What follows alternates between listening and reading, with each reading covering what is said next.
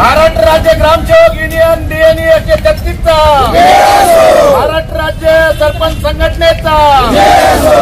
मंत्रिमंडळाच्या कॅबिनेट बैठकीत ग्रामसेवक आणि ग्रामविकास अधिकारी या पदाऐवजी पंचायत अधिकारी या पदाला शासनाकडून मंजुरी देण्यात आली आहे।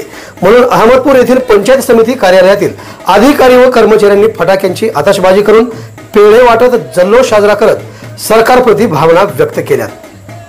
महाराष्ट्र शासनाचं आम्ही ग्रामसेवक युनियनच्या वतीनं हार्दिक अभिनंदन व्यक्त करतो आणि जाहीर आभारही मानतो।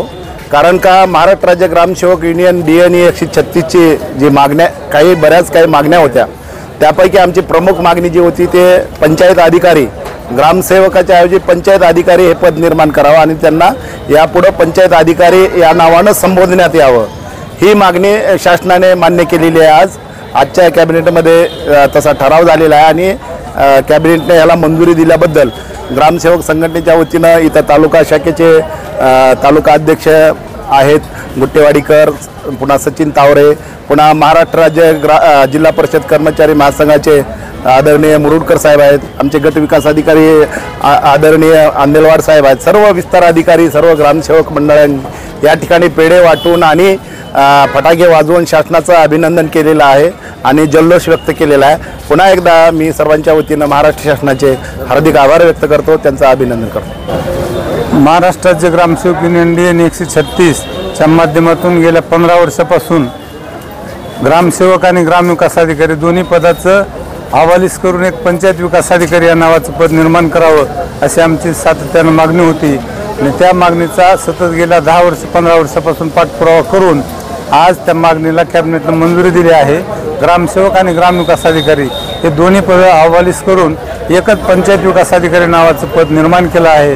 त्यामुळे ग्रामसेवकांच्या बाबतीमध्ये जी त्यांच्या पदाच्या आणि वेतन श्रेणीच्या बाबतीत जी समान काम असून सुद्धा वेगळी वेतन श्रेणी नाही आणि समान काम करत असताना दोन वेगवेगळी पदं होती, ते दोन्ही पदं हवालीस करून एकच पद निर्माण केलं।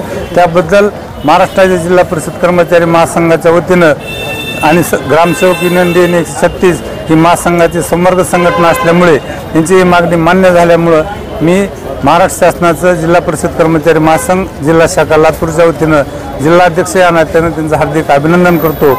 आज सर्व ग्रामसेवक बांधवांकडूनच मला असं कळालं की ग्रामसेवकांची जे बऱ्याच वर्षापासूनची मागणी होती की त्यांना पंचायत विकास अधिकारी म्हणून संबोधण्यात यावं, तर आजच महाराष्ट्र शासनाने कॅबिनेटमध्ये तसा डिसिजन घेतलेला आहे।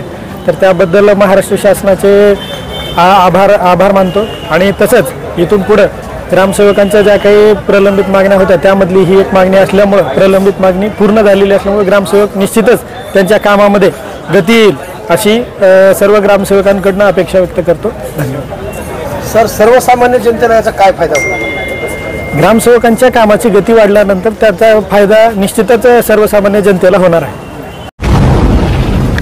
आवाज बहुजनांचा।